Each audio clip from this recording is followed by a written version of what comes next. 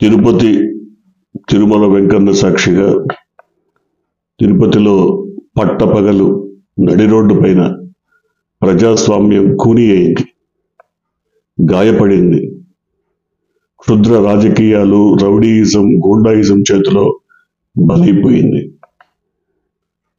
ఇంతగా బరి తెగించినటువంటి గోండాలు లేదా రౌడీ మూకలు ఎవరన్నది సభ్య సమాజం మొత్తం చూసింది.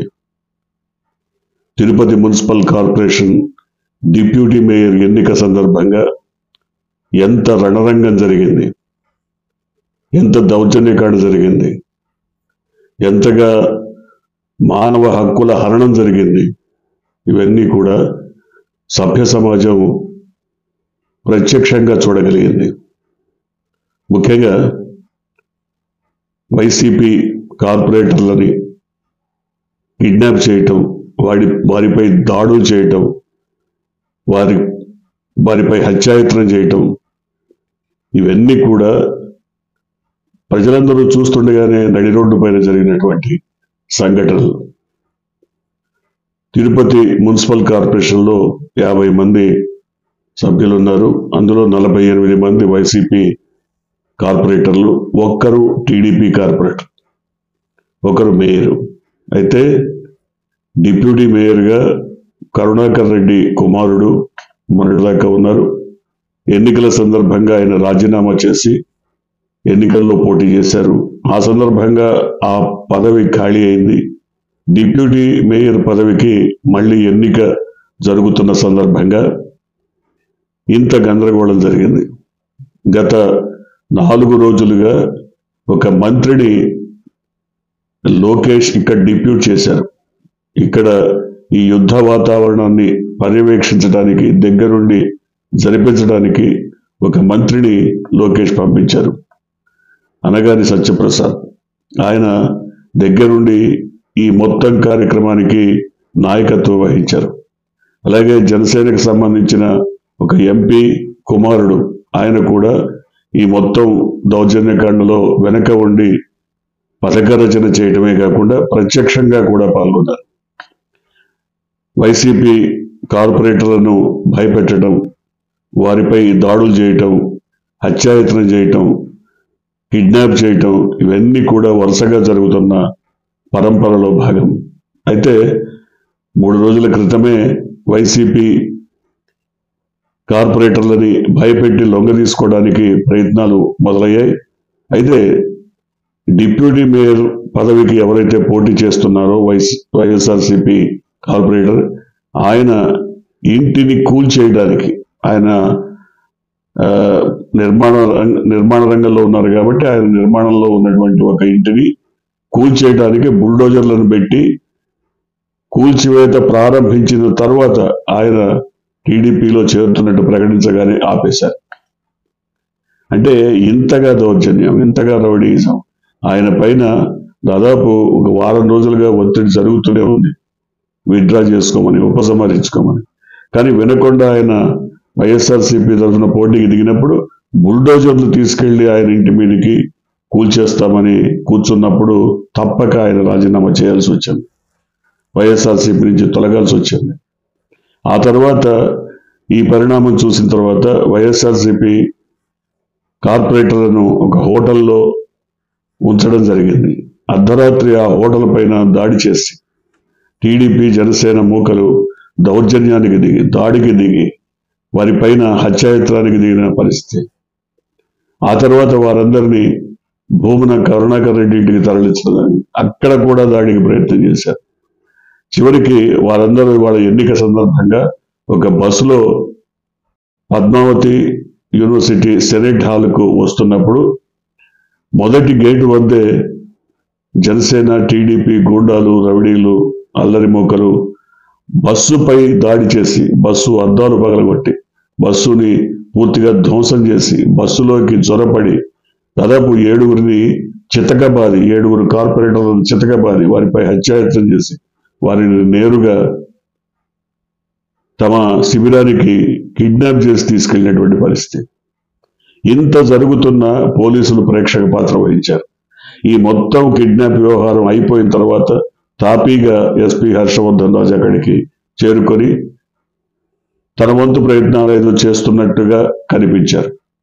కానీ నిజానికి ఇంత గందరగోళం జరుగుతున్న, ఇంత దౌర్జన్యకాండ, రౌడీయిజం, హత్యాయత్నం, దాడులు జరుగుతున్న, కిడ్నాప్ జరుగుతున్న కనీసమైనటువంటి స్పందన పోలీసుల నుంచి కనిపించలేదు. అలాగే సాక్షి పత్రిక రిపోర్టర్ పైన, కెమెరామెన్ పైన కూడా దాడి చేసినట్టుగా చెప్తున్నారు. ఏమైనా ఇంత బహిరంగంగా నడి రోడ్డు పైన ఇంత దౌర్జన్యకాండ, ఇంత విచ్చలవిడితనం, ఇంత జరుగుతున్న రాష్ట్ర ప్రభుత్వ యంత్రాంగంలో స్పందన లేదు.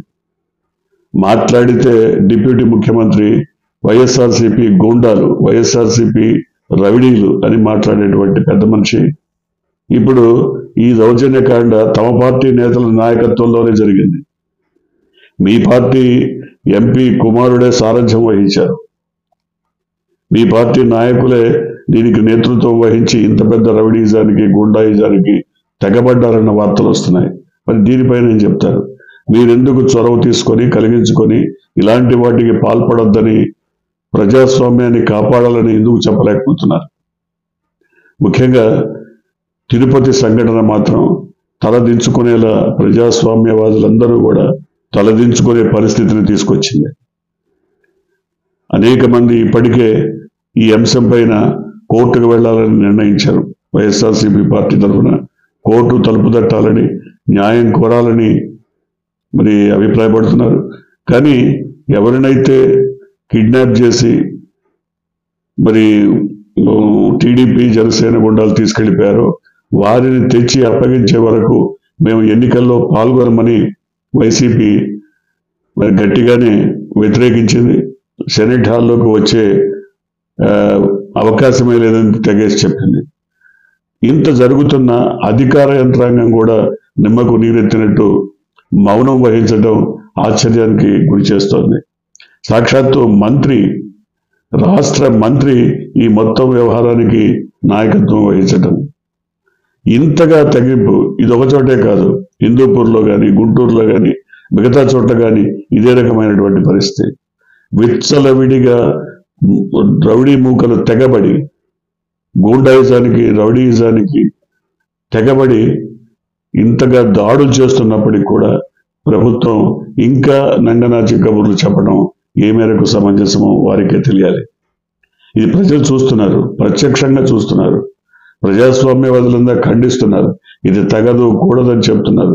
అయినా సరే మరి ఒక పక్క టీడీపీకి నాయకత్వం వహిస్తున్నటువంటి 40 ఏళ్ల ఇండస్ట్రీ పెద్ద ఆయన, మరో పక్క జనసేనకు నాయకత్వం వహిస్తున్న సేనాధిపతి, ఆయన సోదరుడు, వారి నేతృత్వం, ఇవన్నీ కూడా కలిసి తెగబడి ఇంతగా నడి రోడ్డు మీద ప్రజాస్వామ్యాన్ని కూనీ చేసేటువంటి పరిస్థితి తీసుకొచ్చిందనే అభిప్రాయం అందరిలో కలుగుతోంది.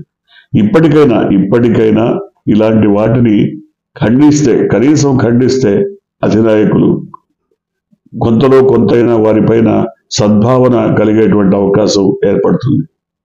చూడాలి మరి ముందు ముందు ఇలాంటి పరిస్థితులే గనక రాష్ట్రం వ్యాప్తంగా నెలకొంటే, ఇలాంటి పరిస్థితులే గనక ఇక ముందు కూడా జరిగితే మరి అటువైపు నుంచి ప్రతిఘటన కూడా వచ్చే అవకాశం ఉంటుంది. ఖచ్చితంగా ప్రతిఘటనని ఎదుర్కొనే శక్తి అధికార పక్షానికి ఉండొచ్చు, ఎందుకంటే పోలీసుల అండ ఉంటుంది కాబట్టి. కానీ ఒక పక్క అధికార పక్షం దౌర్జన్యాలు, మరో పక్క ప్రతిపక్షం ప్రతిఘటన, ఈ మొత్తం వ్యవహారంలో శాంతి భద్రతల పరిస్థితి నెలకొనేటువంటి, శాంతి భద్రతలు అదుపు తప్పే పరిస్థితి మరి తప్పకుండా చూడాల్సి రావచ్చేమో. చూడాలి, ఇప్పటికైనా ఇలాంటి వాటికి పాల్పడకుండా సంయమనం పాటిస్తారేమో చూడాలి. మీరు కొత్తగా కనుక ఈ ఛానల్ని చూస్తున్నట్టయితే, మీరు ఇప్పటివరకు మన ఛానల్ని సబ్స్క్రైబ్ చేసుకున్నట్టయితే వెంటనే ఛానల్ని సబ్స్క్రైబ్ చేయండి. వెంటనే వీడియోని లైక్ చేసి షేర్ చేయండి. బెల్ ఐకాన్ని